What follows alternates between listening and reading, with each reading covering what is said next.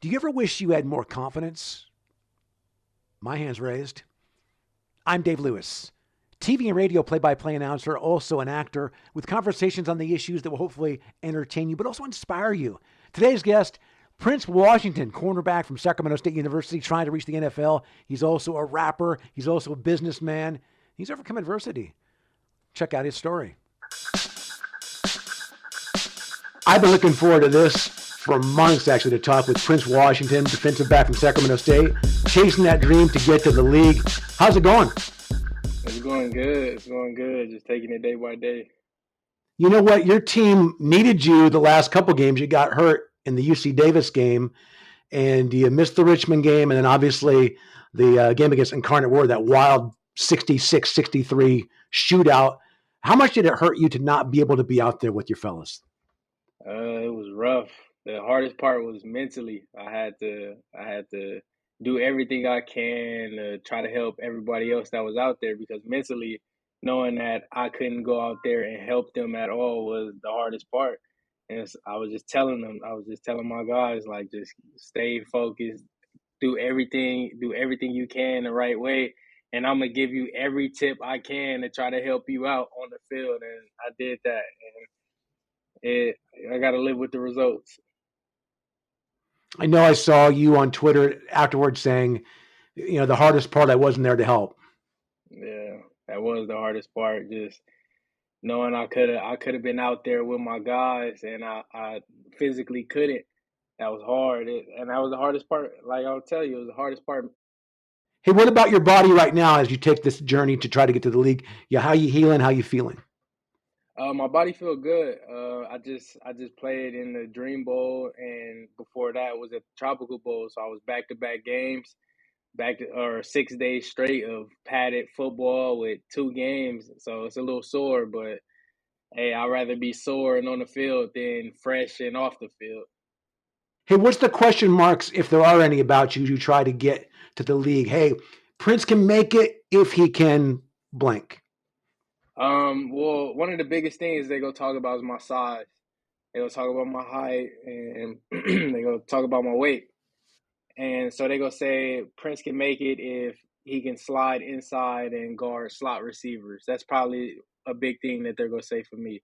And I understand that. And I feel like I've been guarding outside wide receivers my whole life, receivers that are up to 6'8". So I don't feel like height has ever been a problem for me, but I know that that's going to be a question mark, and I'm ready for it. It's a challenge, and I'm always ready for a challenge. What kind of adversity, Prince, have you faced just to get to this level? All of us in life have had obstacles. You came out of Fresno, went to Wyoming, Sac State, had some injuries. What about your story in terms of, hey, man, this is really difficult, but it may be better because of it? I feel like my whole life has been adversity, everything, like especially football. Because coming out of high school, I wasn't highly recruited. There was a lot of other people on my team that was highly recruited, and I was always the guy that was like left behind. Because when college coaches come by, I mean, there's only a certain amount of guys that they can recommend. They can't recommend 10 guys to a college coach. A college coach go look at them crazy. Like, you think everybody on your team can play at the next level? So I was always a guy that was left out. So kind of had to do it on my own, reach out to coaches. And Wyoming actually came to a game looking at other people on our team. And our coaches even called them out. Like, Charles Savant, like names, Wyoming's in the stands for you guys, like ball out. And I felt disrespected because I'm like, he didn't say my name. He didn't call me and say Wyoming's in the stands to look at you. So I took it as disrespect. And then that game, I ended up having like 4 touchdowns and 300 yards. I played running back, and I had an interception. And then after the game, Wyoming was like, it was like, we never even heard of you. Your coaches didn't say nothing about you, and that's how I made my first impression with them. You feel like you still got a chip on your shoulder? Always, because nobody believed in me to get where I'm at now. Nobody believed in me actually from even high school to go to college and play, and even in college once I got to college to even play there. So, and now it's like nobody believes in me to get to the next level. So it's just like it is what it is, and I don't really care too much, but I know what I'm capable of and I know what I could do. So it's always gonna be a chip on my shoulder.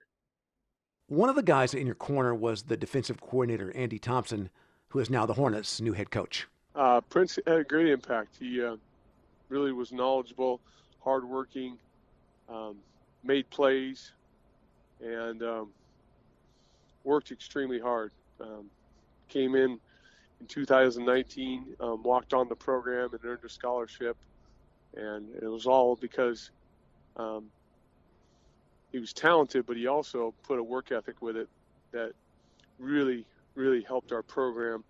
There was a lot of guys in that class, his class, that did it, but he stood out and how hard and how much he cared about Sac State football and trying to be as good a player as he could. Unfortunately, he had some really tough injuries, and that set him back, or he would have had even more production. But really, really a good person and really valuable member of our team.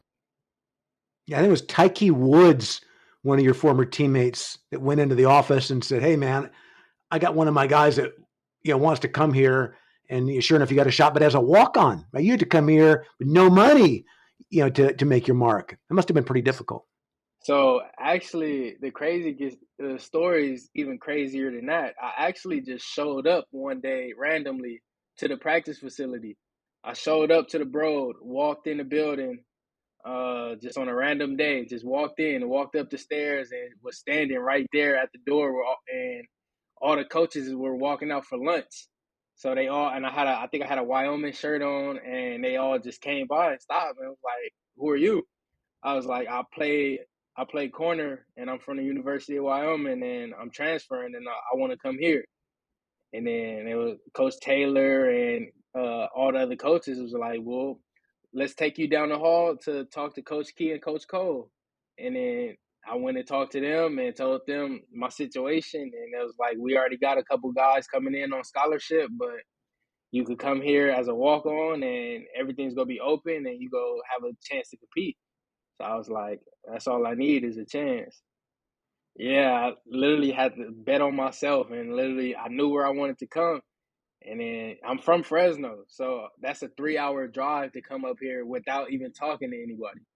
So I didn't talk to no coaches before I actually showed up. I literally just showed up at the door, like, look, I'm here, and I want to come here, and that's it. What does it mean to you to be a part of? And we were talking off the air about the turnaround at Sacramento State. They were 0-7 in the Big Sky, 2018. Coach Taylor changes the culture. You're a part of that. Go and win the league every year. Only lose one league game over the course of 3 years. What does that mean to you to be a part of something so special and turning around a program that had been so down? It means a lot because now the standard is set.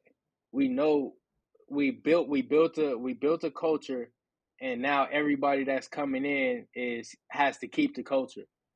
And that goes as far as even like the simple things that we started in 2019, staying after practice, doing extra work in the off season, getting the DBs together to do extra work, and not being selfish. Like me, teaching all the younger DBs everything I know, trying to give them knowledge and everything I can to help them be the best. Even though we play the same position, we could play the same position, and I'm still giving you everything I know so you can make plays to help the team and help you. And I feel like that has built a culture that we have, especially in our DB group, that we always trying to help each other, and we all want to each other to have success. In your journey to try to get to the league, you had a couple of stops, Florida and Texas. And I saw the one tweet you had. You got the trophy, right? This defensive MVP. Tell me about that. Where did it come from, and your performance that led up to that? Yeah, this is the trophy. I got the defensive MVP for the Dream Bowl, and it was a great environment, great game. They had multiple scouts there from the NFL, CFL, general manager from Winnipeg was there. Like it was a great environment, great game. Um, Everything about the game was great. They had a good banquet, jerseys with the names on the back. Like it was ran really solid. I appreciate everybody that was a part of the Dream Bowl, and it was actually a real great experience. What did that experience do for your confidence as you try to do this? Does it like validate, hey man, I belong?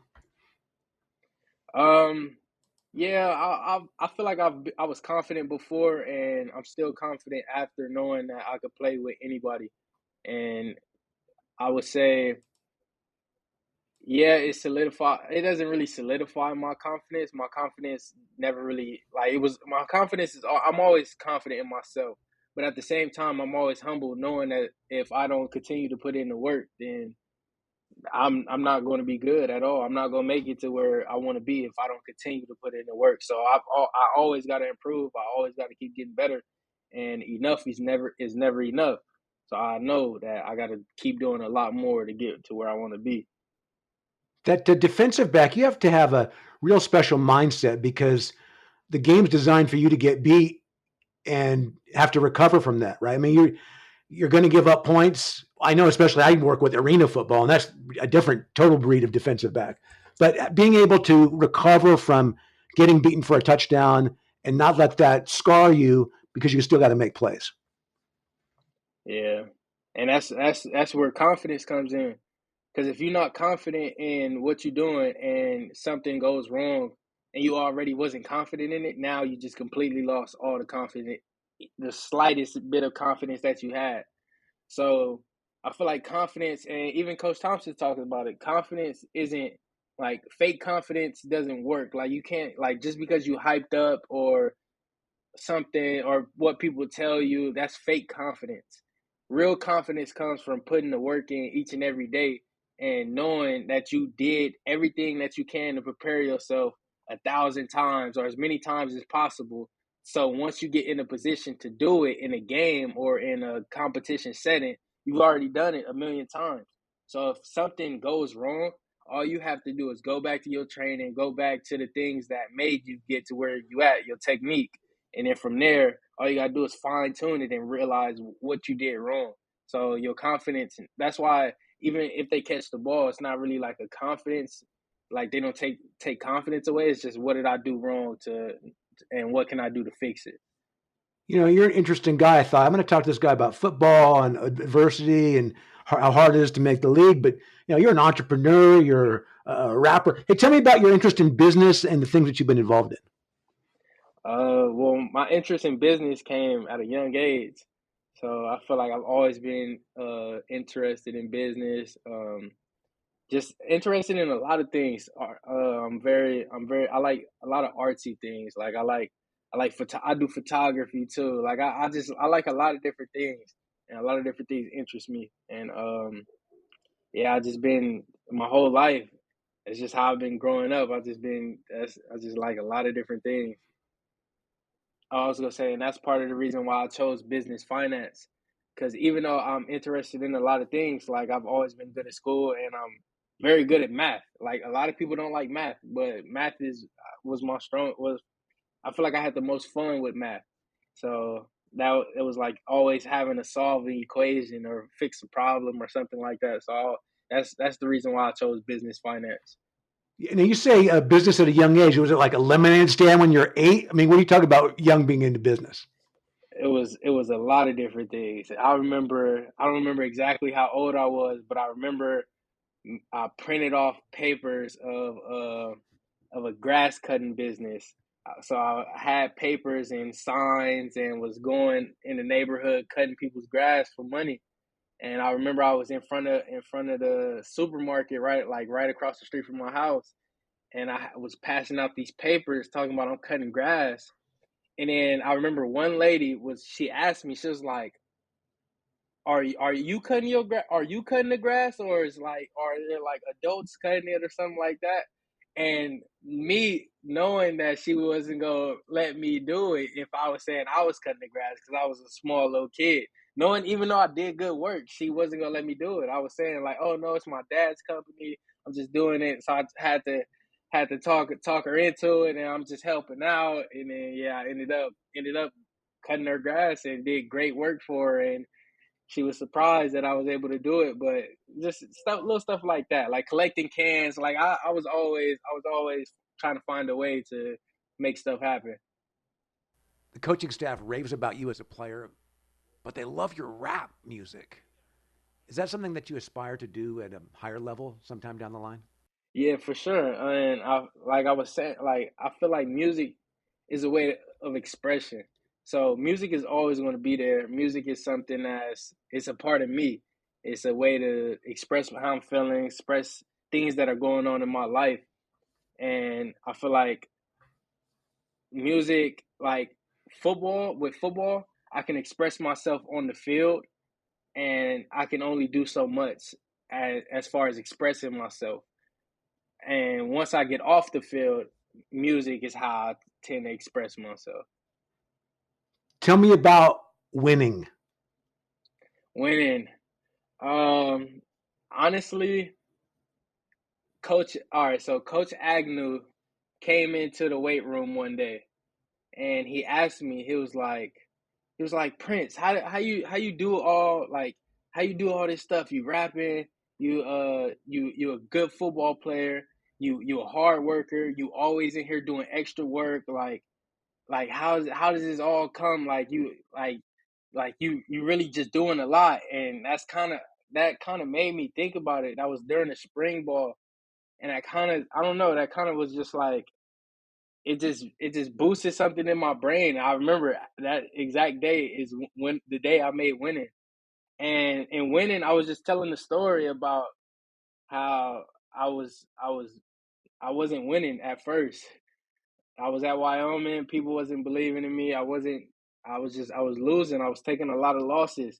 I was sitting at the games, not playing. I was just sitting on the bench, just watching the games. And it was like, I knew I was good enough to be out there playing, but nobody believed in me. So at the time, I was watching, and eventually I just let go and let God, and took a chance on myself and came to Sac State, and eventually stuff started going right for me. So eventually I started winning. Okay, now you're taking me back to my DJ days. This is Prince Washington, and the jam's called Winning. Check it out. Yeah, Prince Washington. I was taking losses. Like he's getting up slow there. People around me was winning.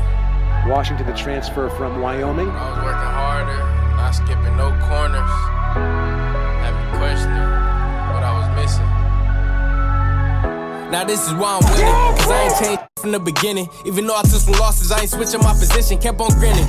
Never thought about just trying to envy, I was cheering for the nigga like I was the one that's winning, I wasn't tripping. Knew my time would come, I bet not miss it. I was working overtime and had the same shit you was giving, I ain't kidding. $8 an hour, I felt like quitting. I could make more in a day if I said and start sinning, but I did it. So I was mopping floors and washing dishes. I ain't even drink no coffee after service, so I mixed it in the kitchen. Over the middle, in the coverage, it's deflected and I was tipped whipping and straight from work to my falls to practice. Shit was wicked at the benches. Taking private flights to police entry just to watch. Prince Washington with the terrific one-on-one coverage. Hey, Prince Washington. Yeah, Washington, he's been stellar. Look at him read this. He's about 10 yards back, T-steps, and comes up and delivers. With a throw to the right side, and a lunging PBU is made. Great play, Prince Washington. He played just 4 games.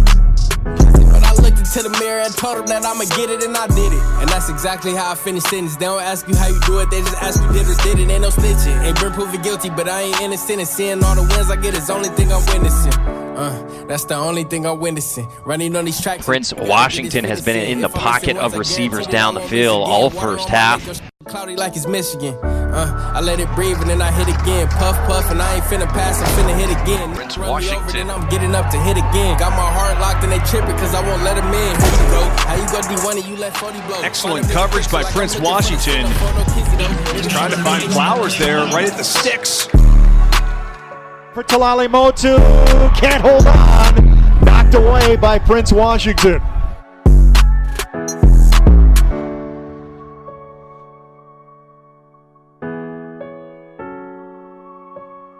And Chris Coleman, Cal Poly's leading receiver, the intended target.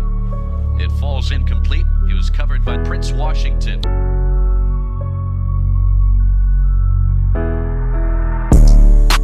The ex-Wyoming Cowboy, in coverage for Sacramento State.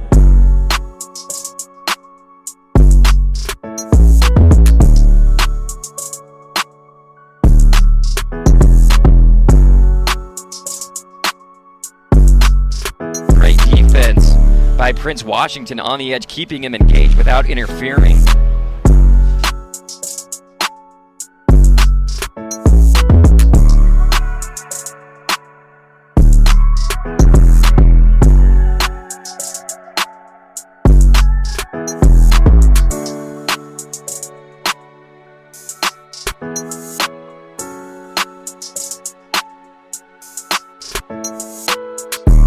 Washington's giving Coleman fits right now. He's bothering him, and Chris Coleman's got very sure hands, and he's struggling against Washington. He really is, and that's something we're not used to seeing. But hey, credit to the number Trey over there on the defense for Sac State. There's a reason why Sac State is so well regarded. I mean, they play great defense, very sound, very sound. They're where they're supposed to be almost all the time.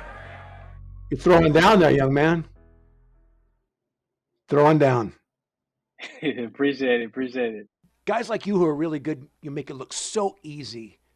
How long does it take to put together a song when you get into a studio? It's usually different for a lot of different songs. Like, I actually have my own recording stuff, so I can record anytime I want to. So I can record straight from, I have my own mic interface and laptop, and I can record music anytime I want to. So it's not that hard to record music. Like, while other people playing Call of Duty or playing Fortnite or something, I can make a song and record a song and be done in the same amount of time. So it's just how I spend my time, my free time. Well, not just the mechanics of putting together a song, but being able to flow like that, being able to put all those words together like that as a rapper and not mess up. It's usually different. Each song is different. Like, it kind of, like I said, it's a way of expression. So it's like whenever I feel like I want to get something off my chest, or I get inspired by something, like Coach Agnew talked to me that day about me winning after like all the stuff. It just sparked something in my brain, and I was just like, you know what? As inspiration, I take inspiration from like small stuff, and it's just like that was one thing that that's what happened. All right, if someone wants to find Prince Washington music, how do you do it? Yeah, it's on all platforms, Apple Music, Spotify, YouTube. It's Prince 4 BP. That's Prince, the number 4, and then BP. Find it on all platforms. I thought I was interviewing an athlete, not an accomplished big-time rap star. Hey, Prince, what's next in terms of workouts, combine, getting yourself ready to try to get into the NFL? Right now, it's training for Pro Day. And then from there, I have Pro Day, and then trying to see what I hear from any coaches, scouts, teams, and see they go tell me what's next, honestly. So right now it's just training to get as good as I can for Pro Day, and then from there, letting the chips fall where they lay. How much is playing special teams a factor then for you? I saw one of your videos on Twitter where it showed you dealing as a gunner. Being able to have that part of your game to sell yourself. Yeah, that's a big part of what they go want to come in, especially with where I'm at right now. They're not looking for a guy that can only play defense, so that was a big part of me playing special teams down here at the Dream Bowl. I was starting on punt return, and made a good tackle on punt too. So that's something that the scouts wanted to see, and they were glad that they were able to see me on special teams. So that's something that's going to help me get to the next level, and I know that, and I'm willing to do that.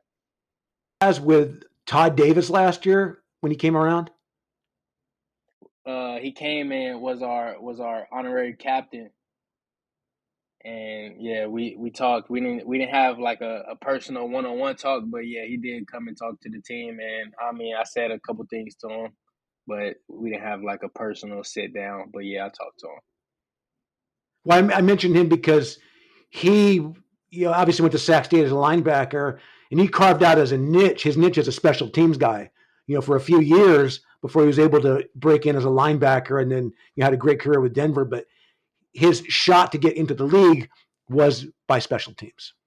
Yep, that's usually how it happens. You gotta find a way to make the bus, make the team first, and then from there, you might get thrown in at your actual position after you've shown that you could be a contribution on special teams. And I know that, and that's what I'm ready to do. I'm ready to do anything to make the bus. Who do you admire at the next level as a corner that maybe you could pattern your game after, or somebody you really respect? I just got this question, and honestly, there's not one person. I would be doing all the corners a disservice if I choose one person. It's a lot of different corners I look at, and I try to take my game from all of them.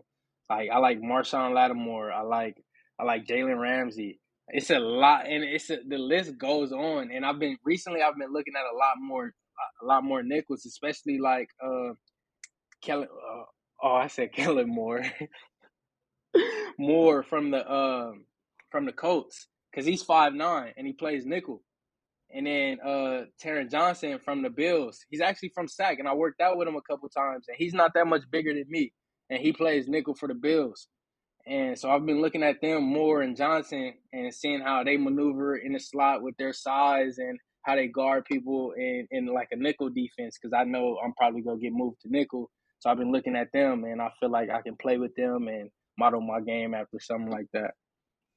Hey, we're going to have you on again sometime. I could play more music. We could do less football and more rap music if that works for you. Hey, we can do whatever you want. I'm down. I'm rooting for you, man. It's been a pleasure watching your career in Sacramento as a college player, and I'll be rooting you on as you get to the league. Thank you. I appreciate it. I appreciate you for having me. That is former Sacramento State star cornerback Prince Washington. Good luck in the quest to make the NFL. Our executive producer is Hunter Lewis. You can subscribe to The Dave Lewis Show on Apple Podcasts, Google Podcasts, iHeartRadio, wherever you get your podcasts, including YouTube. Your positive comments, the 5-star reviews are huge. Please subscribe. You're a big help. Can't do it without you. Thank you so much for listening, and we'll talk to you next time.